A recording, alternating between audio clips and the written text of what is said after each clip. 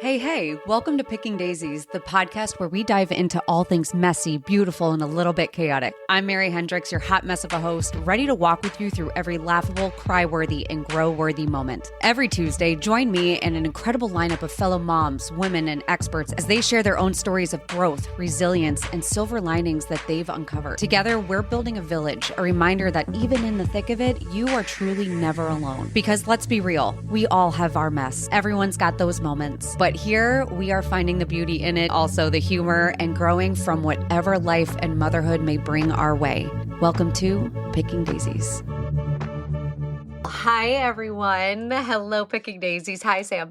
Hello. Thank you so much for having me. Of course. So I have Samantha Gold here. Do you go by Samantha or do you go by Sam? Do you have a preference? Most people call me Sam. Okay, that's easy. I have a friend of mine. I always ask because I have a friend of mine who is Elizabeth, but she goes strictly by Elizabeth. She does not want to be called Liz, no Beth, no nothing. And so, you just never know. But I have Samantha Gold here, and she is the CEO of, you're going to have to pronounce it because I'm not sure if I'm pronouncing it correctly. Yes, Motet. Motet. Okay, that's what I thought. I didn't know if there was like a French thing going on there. And that is a new sleepwear brand that is going to be launching. When?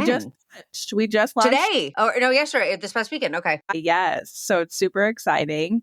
It's for babies and toddlers right now with the spring debut collection. It's age 0 to 3 months up to 6-year-olds. So cool. Amazing. I love it. And for everyone listening, I obviously Picking Daisies, the biggest thing that I really want to focus on is grow through what you go through and kind of just sharing obviously experiences of your everyday mom, you're sometimes not. I like stories from all perspectives because there's a range of us here. But in general, I just want whoever I could bring on to give you some wisdom that they can pass forward based off of their own experiences. And that's why I wanted Sam on because it's just, the juggling act of having a business that you are literally just, throwing out there and taking a chance on. And you're a mom of 2, correct? Yep. I have a 3-year-old and a 20-month-old. So they're 19.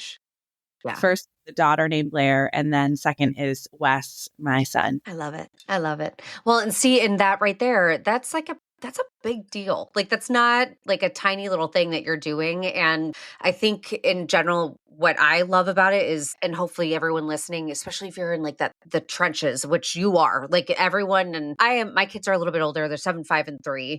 So we're out of that. We're done having kids and everything. So we're kind of getting out of that phase. But I'm in a new sort of, it just doesn't feel as, I don't know. It's yeah, it's both a breath of fresh air at times, but also I feel like the trench that I'm in now is more serious because the early trenches are just basic needs. You just have to meet their basic needs. You got to keep them alive, keep them, survive, keep yourself alive. That's all it is. But now in the further ones, it's the parenting of formative years of what you say matters and what you show them matters. It's kind of intimidating, but it's still a trench, especially in the really early ones. That's one where I know for me, that's where a lot of moms feel lost. And I don't know about you. Did you feel that? Do you feel that where this Yes. finding yourself within motherhood, but taking that and then having the courage into a business, take me through all that. Early on in motherhood. So as I mentioned, I literally just launched this business. And when my daughter was born, I was in a tech sales position. So I spent most of my career in tech, actually, and different consulting roles. And I was really kind of phoning it in, I would say, honestly. I was not passionate about what I was doing at all. My job had gone completely remote. But it offered great benefits and flexibility and a good salary and was consistent. And so it was I had this, it was the pros and cons list of I have the security. I'm able to really be a mom and lean into that while also having this career, but I'm also not happy. And I remember even having a conversation with my own mom about it. And she's like, don't take that for granted. Don't give that up. Because I had this itch to start my own thing or to pivot or to go into a new industry. But it was really scary to take that risk, knowing what I was leaving behind. But it really also got to a point where, and it's, I did this thing where, and it's beautiful. I ended up with both my kids. I wrote in a diary for the first year of their lives. It was their development, but it ended up being my own diary where I started sharing with them, and one day they'll read it about, one day they'll find their own passion and hopefully they'll step out and they'll take a risk.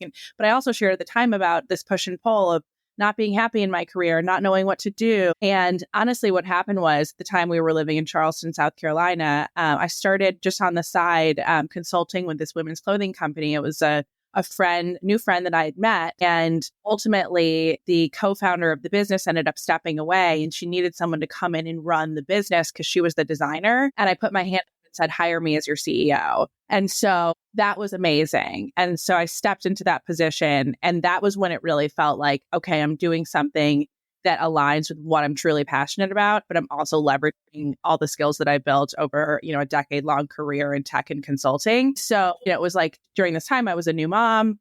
And then, very quickly, 19 months later, my son arrived. And so kind of that evolution of and documenting it all. The diary was really special. And I know will be very cool for me to look back on and for them too. But, as you said, like I did feel lost. I felt very lost because I was, obviously thrilled to be a new mom, but it felt like I was stuck in terms of my career. And so I think a lot of women go through this kind of like push and pull of, what fills us up. And I think it's okay to say like motherhood doesn't, it can't be everything. For me, at least, like I know that I feel my best. I am my best when I have different things that I'm working on or pursuing outside of just being a mom.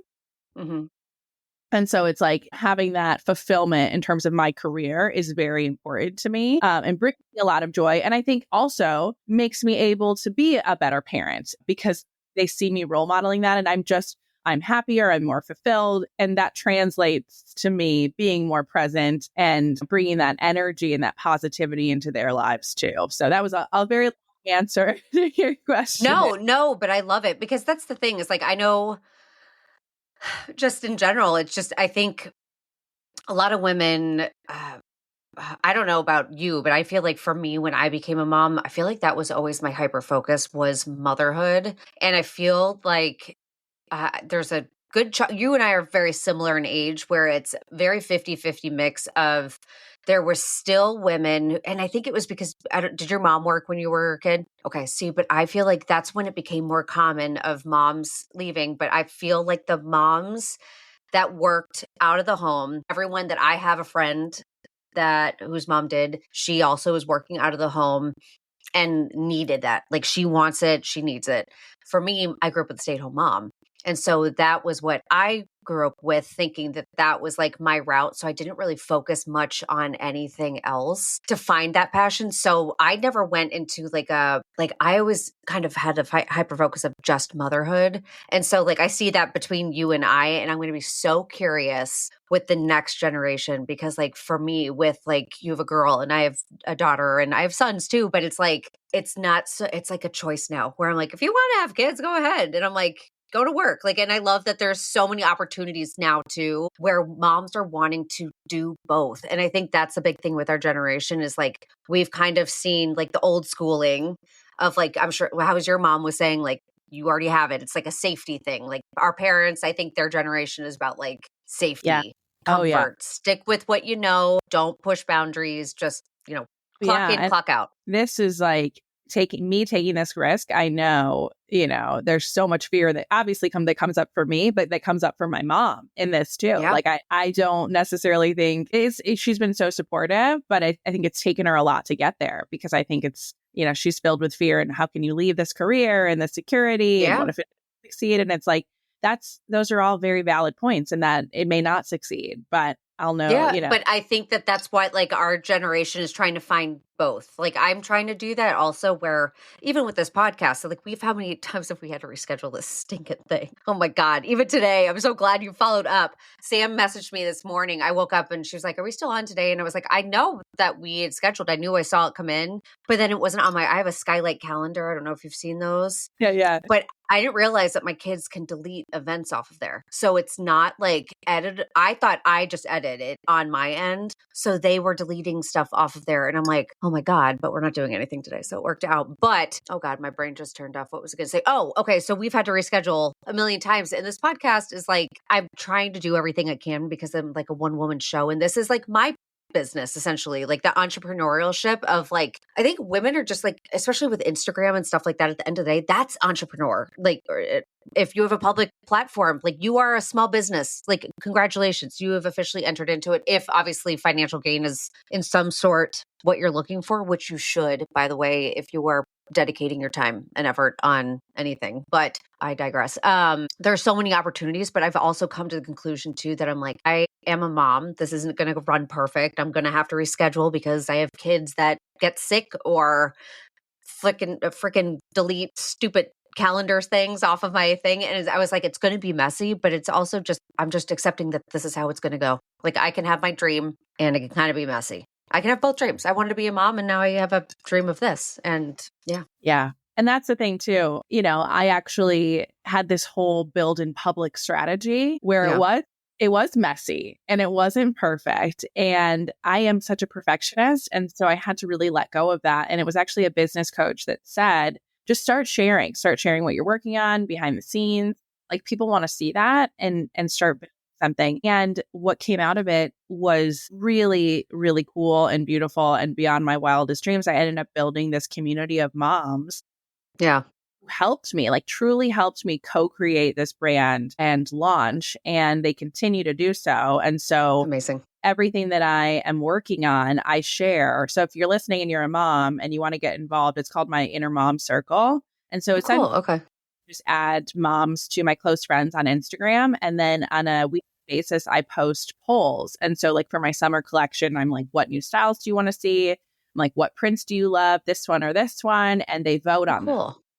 Okay. Yeah. So that's been I really love that. Okay. Totally. Well, and that's what I had a mom on. I have my cat here, by the way, who like is never getting solo time because we have a ton of animals. So me being down here, he's like, wait, we have that looks very similar to our cat. We have a rag doll. It looks very similar to a rag doll. It's a Balinese, which is like a long-haired Siamese cat, essentially. So it's very similar with like the seal point stuff. Yes. You can chill here right now. Yeah. Yeah. We have a cat. We have a dog. We have a bird, hamster. We got a fish. We got it all. We got a zoo. 3 kids. It's just nonstop. But what was I going to say? Okay, that's really cool. Oh, I was going to say I had a mom on. God, there's so much hair everywhere. I had a mom on back a while ago. So I've been doing this podcast for a while, but she had her own bamboo maternity and breastfeeding wear that she had started. And she had said the same thing. She was like, having that community of moms, like the internet has made it so much easier to actually talk to your buyer and like find out what you want. She said, you have so much access to like everything. You want to start something, throw it out there. Like just throw it out there and see what bites. Like that's all you're really doing. And like even I say that more in like because I'm in the Instagram world, but I always say that with people like posting anything, like how you said, like your business coach had said, don't take things like as serious, like kind of just show the behind the scenes, the imperfect stuff. I say that all the time where I'm like, if you are doubting it, post it. Because if you are right now thinking that like, oh, I don't know if someone's going to like it or whatever, if you're doubting it simply because of an approval standpoint, just post it and see, because I guarantee everyone is going to see it and is like going to just think it's so refreshing. Yeah. It's just, it's like along those lines of like being authentic too. I have such a love-hate relationship with social media. And I think actually launching this business and my business page has made me actually love it, because entrepreneurship for me, before I started sharing in public what I was working on, it was like super lonely and very isolated. It was just me and I'm wearing all these hats. And I'm in Sydney, Australia, launching this US business. So I felt very isolated, literally on an island. And as I built my community of moms, I don't feel that way anymore. And like I truly these like friendships now with these women. Never met. Isn't that crazy? That's how it like. That's why I love podcasting, simply because I love just being able to talk to another human being, and it's just so nice for me. But like, I enjoy it so much. It's become I enjoy it in a healthy range because you have to have boundaries on it. But it is very cool that you have like these people that are rooting for you that you've never even said.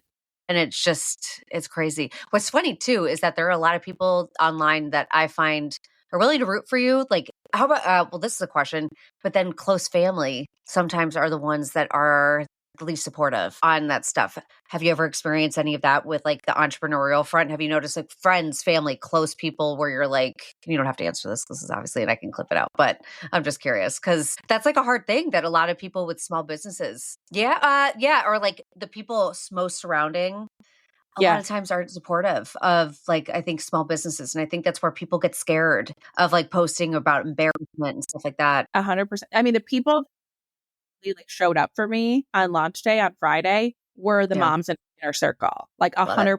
It wasn't close friends and family necessarily. I mean, I absolutely had some close friends and family that were like sharing my launch post. Don't get Yeah. me wrong. The 80% that purchased on launch day were these moms who've been supporting me from day one. And, I think it's funny. I actually shared on another podcast a little bit more about my story is I'm sober and I've been sober for 7 years. And so Congrats.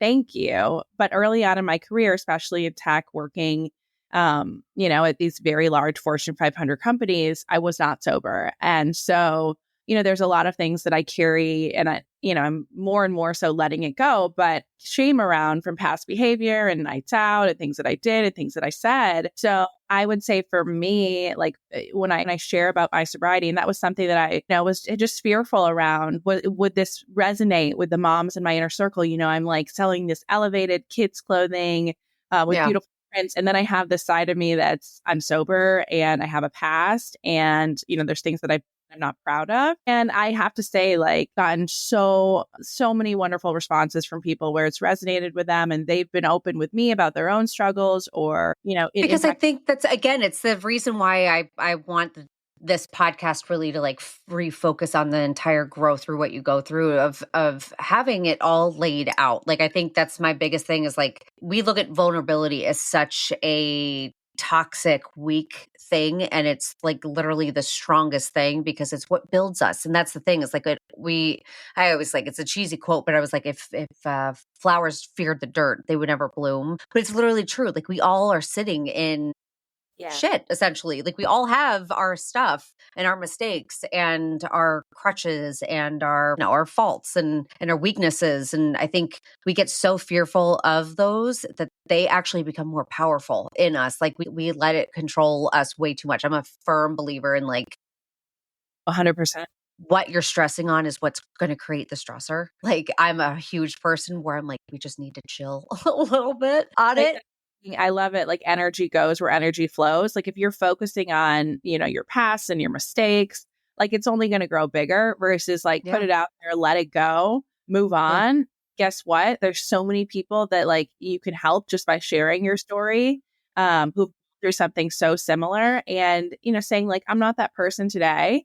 And, like having grace and compassion for that young woman that I was and the struggles that I faced, and versus holding on to that shame and that regret. Yeah, absolutely. And that's the stuff I mean, I think that right there, plus you just, starting the business and taking a chance there. I think these are like super important messages, not for like, obviously for other moms to hear, but like, I think about your daughter and your son growing up. Like, that's my biggest thing with like doing all of this is like, I want like kids to have an honest view of going into. That's why I said, like, I'll be so curious to see what the next generation of moms is like. And I really hope it's better. I really, really do. But I hope that it's not as like blindsiding where it's like a little bit more, not to scare them. Like, we don't want moms, like our kids to hear about like, when they read your diary one day, like you're not trying to scare them, but I think it's so honest that they need to see that of being like, mom was human too. Mom had hard moments too. Like, it's just, I think that's so important, but I think it's,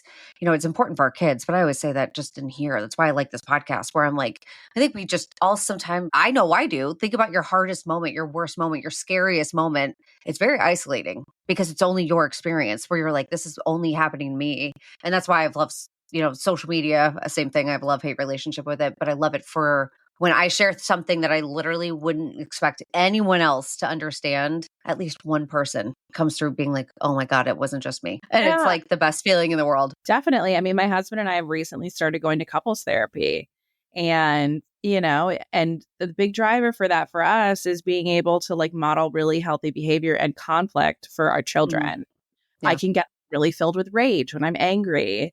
And, like it's my daughter who's 3, recently she started to notices when we're fighting, and she'll say, guys, stop fighting, or I don't like when you're fighting, or, and so it's like, it's those moments where you're like, oh, okay, like this is going to impact her, or she's catching on to this. Right. Yeah. Yeah. And it's like, I will say, like, for anyone listening, couples therapy has like completely changed our relationship and the way that we argue. I love that, like, my couples therapist is not like, you guys are not gonna, the goal isn't to ever fight, right? Like, or conflict. Like, we're going to have conflicts, but it's the way that, we They handle communicate. and Yeah. communicate with her. And she was like, it should be like your kids start to witness it. And it's like kind of like ping pong, like, oh, okay, this is fun. Like, let's, watch this conversation unfold, versus like, oh, it's scary and there's yelling and there's people storming off. Yeah, me. Like, that is so me. I'm that way too. I'm that way, not all the time. I'm like one of those that like it builds slowly and then suddenly it's just gonna go crazy. And then, yeah. Then I drive to a quick check and I sit in the parking lot for an hour and I come back afterwards. It's healthy though. Like, get some space, But yeah, so I'm like the one that retreats and my husband is like the chaser, right? Okay, yeah. There's like usually both in that dynamic in different relationships. And so it's like me working on just saying, hey, I'm about to say something that I'm going to regret. So I'm going to take 5 minutes now and walk away from that. And he now respects that and says, okay, we'll come back and have a conversation when you're ready or when you cool down, whatever. And it has just like changed the game. Yeah. And then also I think it's the accountability factor too. I have a therapist. I don't have a couples therapist, but like just having someone else that you're like, shit, they're like not looking for you to report back essentially, but it's just like you're there for a purpose. And I think it just like sits in your brain a little bit more to be like, okay, I'm doing something with a purpose. So it like you pause for a second, which is nice. But yeah. I was just going to say, Mike, our couples therapist, she has like a very interesting, I guess, process that I think is kind of unique, where not only does she do these couples therapy sessions, but then if there's something that comes up where she's like, I want to dig deeper, she'll set up individual sessions with each of us. Whereas I feel like most couples therapists are like, oh, I can't have individual sessions because then I'd be biased. Whereas this one is very much like, let's get to the root cause of why this cycle keeps repeating itself. And I think to your point about like accountability, so much of, for me, the self-awareness that has come from, me basically projecting onto my husband stuff that I have and I'm holding on to from my past with my dad. And my therapist, like, he's not your dad. Like, let's look at all this evidence. He's not your dad. And so... And that's the shit too. That's like crazy. And I'm sure you know that, but it probably did this really only start after you had kids? 100%.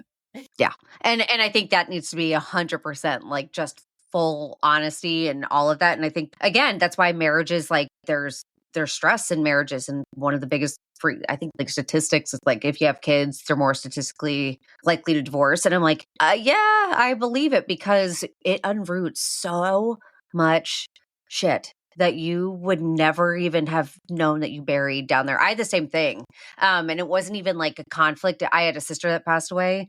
And so it really came out, especially as I started to have kids that were like, obviously when my like kids would hit her age, because she was 20 months when she died. So like when around that time, it was like certain little like things that I realized were like certain little triggers, but also like just, I remember certain interactions between like how my parents handled things that I was like, oh, I'm doing things just like that. Or like, it got so interesting that I was like, this is wild, because this was like the first time that you actually kind of realize you're not in control of like all of that. It's wild. Motherhood really just shakes you a little bit. It does. And I think for me, another thing that I've struggled with is food related stuff and in eating. And so I can feel you on that one. You're talking to the queen over here. And I think for me, it's like, especially with my daughter, how do I role model healthy eating habits? And so it's really interesting. And that's something that's actually come up too in couples therapy, because I've asked the question, because like my mom was extremely healthy to the point where it would be like, oh, can I have a snack? I'm going to have a cracker. And she'd say, no, have a carrot. Okay. And so at the point where, growing up, I started hiding food in my room. Yeah.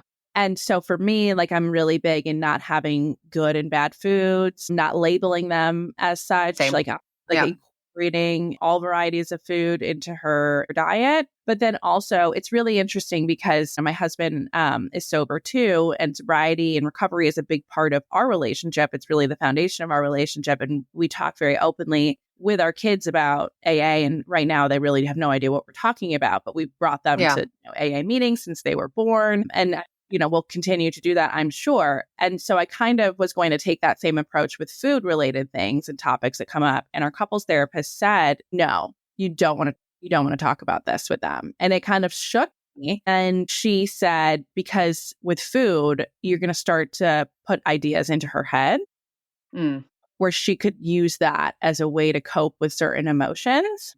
And there are times when, if I feel like activated in my eating disorder, where I'll use a food scale to weigh my food to not overeat or undereat. And so I asked her about that. And she was like, try not to use that, or say, this is for mommy's recipe.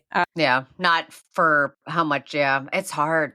I did the same exact thing. The food scale. If anyone here is listening, I'm positive if anyone here is listening and you've been a follower of mine for a while and you've just heard the food scale, you probably all were like, yeah, Mary, I used to weigh my creamer. That was like a famous thing that a lot of my followers recently have like commended me for, because I still am not great. My eating has gotten better, but this last year I really dropped weight. Like wasn't good. I got thoughts on that, but it wasn't good. And yet that's the time that everyone gives you compliments. Isn't that so great? It's so much fun. Love that. Right. But that's a whole topic for another day, is don't talk about anyone's weight or anything. Body changes. Don't do it. Ask them how you're feeling, how you're doing, how you doing. Just leave it on that. Don't say anything else. What was I going to say? But yeah, it's hard. And I've been doing a lot of work on that stuff, but same thing with my girls, because it's just, I'm very good about it with like trying not to talk about it, but same thing. I also just, it's the modeling portion. It's just, it's really hard. You get so freaked out by it because you're just like, I don't know what, because if you think about it, like, I think my biggest thing with that too is like, you hear girls go through the same thing that we have and they aren't as impacted. So it was one moment that just was like a reroute that our brains were like, we took it as something and it like just stuck, where I'm like, God, you could just get afraid of that one flipping moment that like, that's what freaks me out. But yeah, it's hard. I really see sobriety and addiction as, like, for me, addiction is at the root of it. And so that can manifest in whatever way. And so, yes, I'm sober from drugs and alcohol. And I actually try to avoid sugar in my diet, because for me, I put sugar in my body and I have one brownie and I want, all brownies. I want, and there's like no stopping me. And then I'm like binging and purging. Right. And that's where that leads to. And so, for me, it could come out with shopping, right? Like, oh, like I'm feeling upset, I'm going to go buy a bunch of stuff. And it's that quick hit that definitely doesn't solve the problem, but it's like using these other things to cope with these emotions. So it can be like whack-a-mole. And so it's like trying to keep all of that in check with healthy coping mechanisms. I know. And then you're trying to help guide them at the same time. Because that's like the whole thing is, who did I just recently? I feel like I saw a clip of something and it was like, your parenting is what makes parenting so tough, is that we're not teaching our kids anything, we're modeling for them. So that's the thing. That's why everyone turns out so different, is because like, obviously you can teach your kids right from wrong, but at the end of the day, you're still modeling it. Like, you're still modeling your everyday behavior. You're modeling your everyday energy. And my God, that's like the big thing too. Energy keeper. I hate that role sometimes. I don't know about you, if you're the energy keeper of your house, where if you like wake up in a shitty mood, somehow it like, you feel like everyone else is in a shitty mood. It's like one of those. That's me in my house. I'm like, is now, like if I am in a shitty mood, my daughter will say, Mommy, are you sad? Are you sad? I mean, she picks up on it immediately. Yeah. Immediately. And that's like, I mean, that'll get you right out of that mood real fast. Guys, I'm like, nope, I'm okay. I'm just feeling, a little overwhelmed or whatever it is. Yeah. But knowing that like, I'm, putting off that energy and she's picking up on that is, it definitely makes me change my behavior quickly and come out. I get it. Well, and so with balancing it all and just like modeling behavior, obviously with stress and stuff like that. So with like when you were building, because obviously you launched, when did you start building this to launch? Like how much time was 10 months ago? 10 months ago. Okay. And your Yeah. So son, how much? I Your was son right. was what? You said your son was 20 months old, so So he when was he 10 was old. okay, okay, okay. Yeah. And I was still working at the women's clothing company. And then we had decided to make the move to Sydney, Australia from Charleston. And so I knew at that point that I'd have to leave my job. And so essentially, again, like stars aligned where we did pretty well on the sale of our home in Charleston. And I'm basically using proceeds from that sale to fund this business. So that's great, but it's also really scary Yeah. because, you know, You're as opposed investing in yourself. That's like one of the scariest things is I know I struggle with that isn't like the investing in myself because even like hiring help for this. Like I just get so scared to even do that where I'm like, you second guess yourself. Everything you're yeah. like, is it worth it? Am I worth it? Or like it's just even you know what, in general, I even thought about that too, but like and I try to relate everything into like an outside of like work thing and business wise too, is like the investing in yourself is like asking for help in some way, shape, or form. But I just realized that recently because we were all sick, as you know, we had to reschedule a bunch of times. But when we were sick, I had like multiple days of like having one kid on the couch with a fever asleep while one was at school and needed to get picked up. So I texted like moms that I don't know as well. I know well enough from like daycare, like drop off, and you get to know them at pickup and stuff like that. But I know well enough to trust and bring them home, and we're all local and stuff. And I had to like text them out of the blue and be like, I would never do this. Like, I know you don't know what's going on, essentially. And I was like, you might. And they're like, absolutely. Sure. And I thought to myself, I was like, these are all moms in my similar predicament. If they're saying yes, like I know personally for me, I don't say yes to helping someone unless I truly know I can do it in this stage of my life because I have so many areas where I'm like, I'm not going to overpromise anything to anyone, but if I'm telling you yes, it's because I mean it. Don't no questions asked, whatever. And I've kind of come to that conclusion that I think a lot of the moms in our arena are the same exact way. And so I was like, you know what? I'm not going to second guess this right now because I'm like you think in your head, like, I don't really need the help or, you know, it's fine. I can do it myself. And you're creating more stress for yourself and more mess. And if, you know, like I just like little things like that. It's just, again, investing in yourself, whether it's through help or financially, it's just like, it's terrifying. It's hard. Yeah, like I ended up pulling the trigger 2 weeks ago on hiring an email marketing agency Yeah. versus trying to figure out email marketing on my own. And I can't tell you, like, you know, what a stress relief that was. And I'm so happy with the results and that I did it and it's set up properly versus, you know, trying to figure it out on my own when I had a million other things going on. But I think to your point, like I totally second guessed myself. And then I waited until the last minute and I was like, can you turn this around in 2 weeks? Like we're launching. Yeah. Right. But I think it's a good lesson that like, you know, sometimes, I mean, I think a lot of the time we have to ask for help and it's amazing how people show up for us when we do. Yeah. Agreed. I love it. I love this conversation. We've had a lot of good conversations. This is good. Yeah. I love it. Okay. So bamboo PJs, what sizes? So 0 to 3 months to T, so up to 6-year-olds. But we are expanding our size range up to 10-year-olds for the summer collection. So one of the big things about being a product-based business is there's a lot of upfront costs with inventory. And so the goal was kind of to start small. We have 25 different styles as part of the launch. So it's about, I would say, like 80-90% sleepwear. So I have like the zipper rompers, so like the two-way zipper for babies, and then two-piece toddler pajamas, as well as 3 different dresses and a boy-girl sweatsuit. That's super cute. Okay. And as you said, everything is bamboo, so it's so like buttery soft. If your kids have any skin issues like eczema, bamboo is great, super gentle on sensitive skin, and it's eco-friendly and sustainable. Yeah. Yeah, I would love for you guys to My check it kids out. love, yeah, my kids love bamboo pajamas. Whenever we get them, they're just like the coziest things ever. They are obsessed. So And for yeah, summer, testing mommy and me PJ. So that was like the feedback from the community. They were like, we need yeah, this. So I love that. That's fun.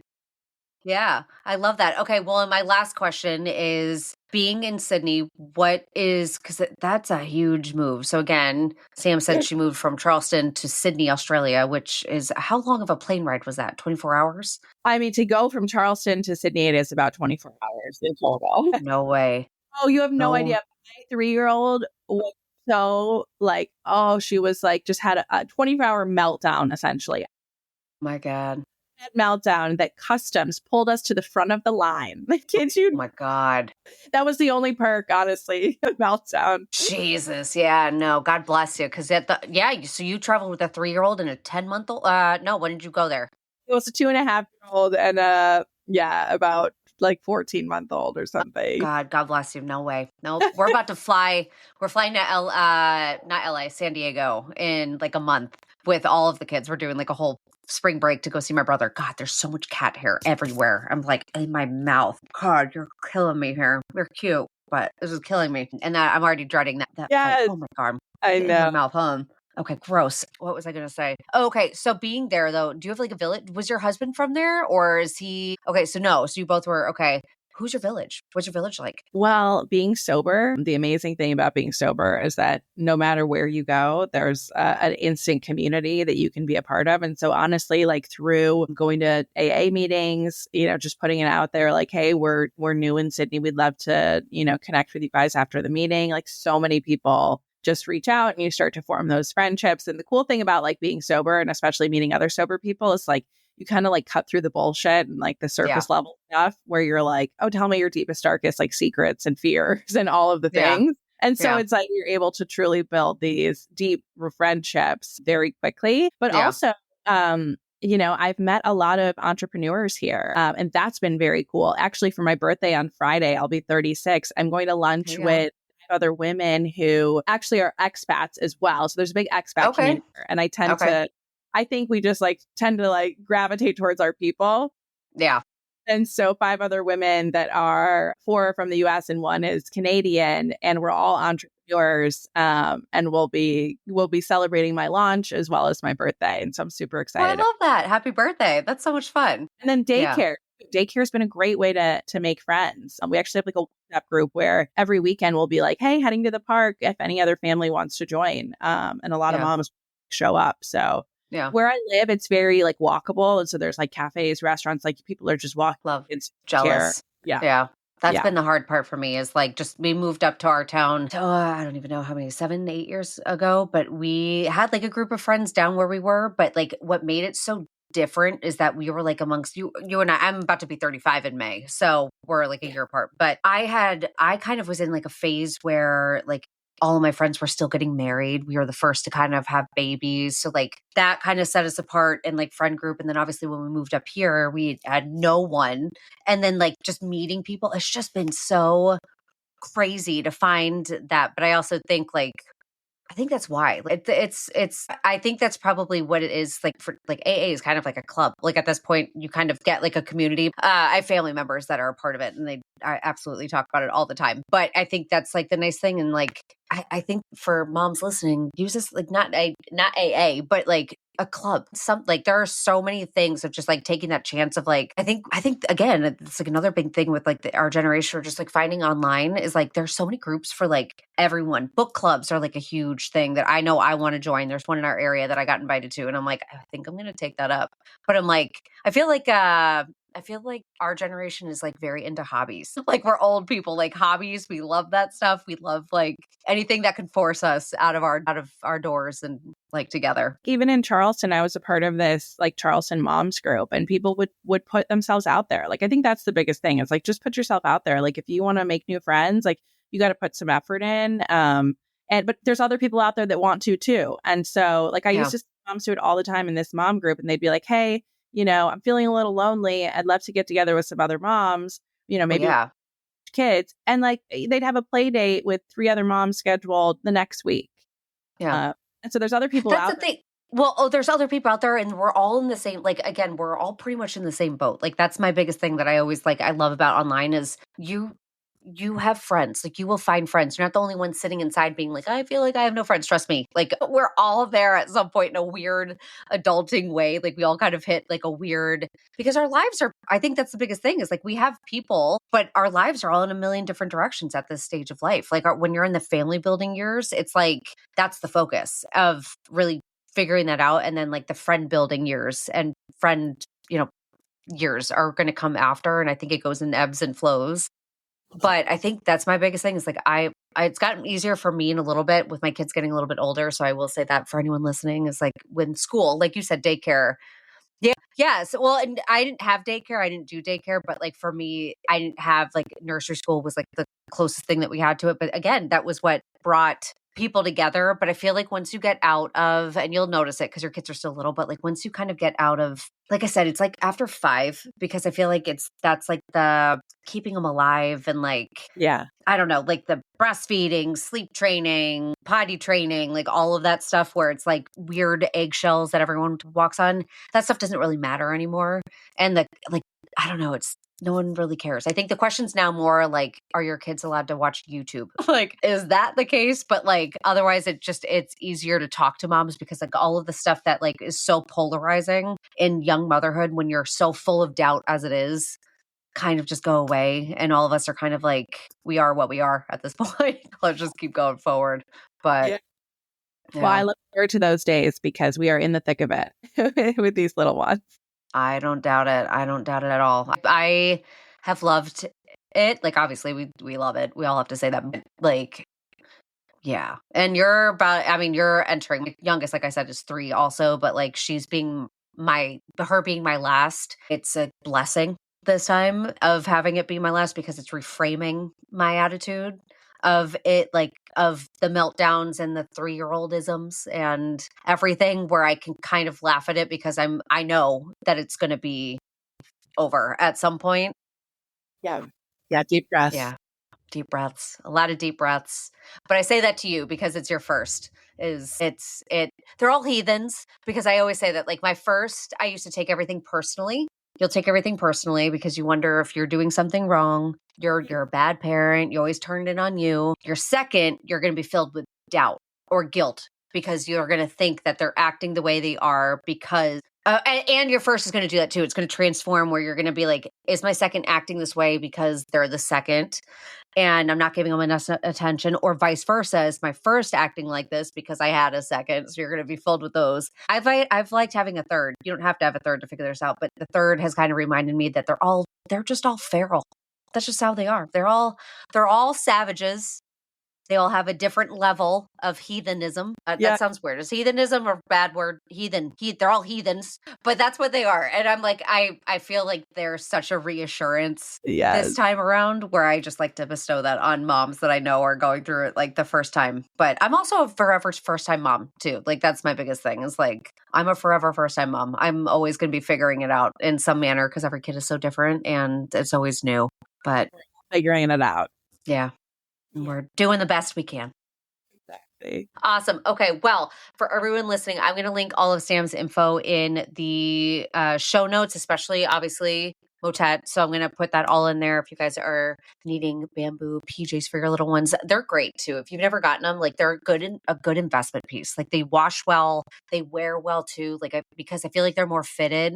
I've always liked that with bamboo PJs is that like they grow. Like I'll buy them and we'll have them for like a whole year. Like because sometimes I'll buy them big and because they're cuffed usually. Yeah, exactly. They grow in. So it's always nice. Shopmotet.com. It's MOTETTE.